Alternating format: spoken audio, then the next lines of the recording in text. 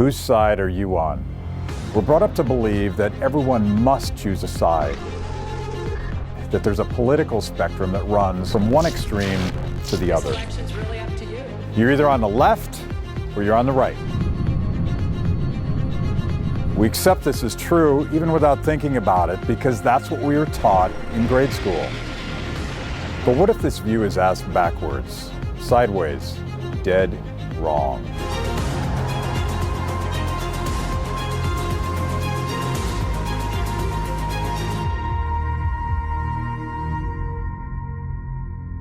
On the one side, the far right, you have Nazism and fascism and the kind of brutal nationalism, the tribalism of Robert Mugabe in Zimbabwe. All of these far-right isms involve a lot of government control of the means of production. There's no freedom of speech, there's no freedom of association, there's hardly any freedom at all. But as we know from grade school, the body count on the far right is staggering. On the far left, you have socialism and Marxism and Maoism. All of these isms, we're told, are fundamentally different than those on the right, but when you think about it, they sort of feel the same. You still have government control of businesses and factories. You still have no freedom of speech, no freedom of association, no political freedom whatsoever. And the body count is equally staggering. This doesn't even make any sense. Is the middle of the road halfway between socialism and fascism? Between Marxism and Nazism? Of course not. That's silly. This phony left-right spectrum, it serves two functions. It creates two problems. First of all, it keeps us fighting with each other. When we otherwise might find common values, we might find common ground, we might agree on the rules that hold civil society together. Second, it allows people in the middle to claim some sort of moral superiority because they don't have an agenda, they don't have an ideology, they just want to do what works. We've heard this before. I am not an ideologue.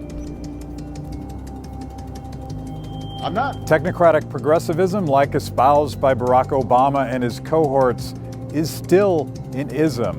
We'll get to progressivism in this series. Be on the lookout for this. When a politician starts talking about good government, they're really talking about more government. As it turns out, good government is a myth. In truth, this whole left-right thing, it's the wrong way to think about political philosophy. This celebrated middle of the road, where Republicans collude with Democrats to say bail out Wall Street, this can't be where the good stuff comes from, can it? Politics doesn't go from left to right, it goes from top to bottom.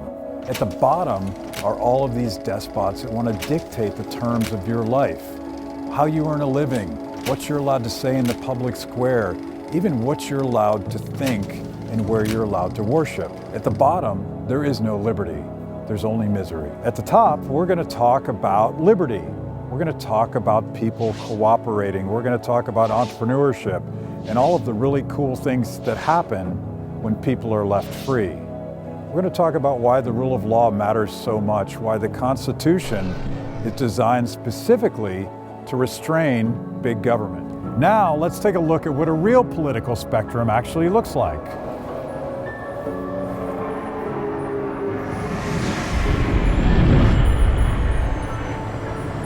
Here is an outline of all the systems of government, what I'm calling the deadly isms. At the bottom, you'll see the worst types of totalitarianism, National Socialism, Marxism, communism. I've always wondered why it is that communism is considered a far-left ideology and Nazism is far-right. Stalin and Hitler, they both seized private businesses, they both banned freedom of speech, they both killed millions of people. In terms of real people, are these two systems so different that they deserve to be on opposite sides of the political spectrum? I don't think so. All of these isms have one thing in common. They put somebody else in charge of your life, someone in charge of your happiness, someone who thinks they know better than you do, someone who is willing to use brutal, unchecked force, government force, to force you to comply. Of course, the experts, you know, the tenured professors and the really smart people in big media, they'll never admit this. Self-styled smart people think that socialism in practice is sometimes spiraled out of control, but the aspirations are so noble. If we could just get it right next time, try one more time, it'd be all unicorns and rainbows. Nothing to do with military dictators or fascist regimes. We aren't typically taught about the atrocities committed in the name of some noble ideal, some ism that was more important to achieve than the body count of innocent victims felled along the path to righteousness. You see what's going on in Venezuela today? Have you ever been told about what happened when Chairman Mao imposed his Great Leap Forward in China? Did you know that the bloody mess in Cambodia under the Khmer Rouge was the product of Marxist professors and idealists? Maybe not. I'm guessing you haven't heard these stories before, but this stuff is important. Those who don't learn from history are doomed to repeat it. The history of the deadly isms is bloody beyond belief, and there are millions of people around the world suffering because we haven't learned these lessons. That's right, we are absolutely going to go there. It's going to get really uncomfortable because the deadly isms at the bottom of the spectrum, it's the worst of man's inhumanity to man. As we move upward, we see things like democratic socialism. Bernie Sanders says it's different than regular socialism, that it's kinder and gentler. It's not like a dictatorship at all. But is it really different? Or is this just plain old socialism with a smiley face? And then there's corporatism. This is big business in cahoots with big government, fixing prices, raising costs, screwing the competition. This is pretty much where we are today. Finally, at the top, we have liberty.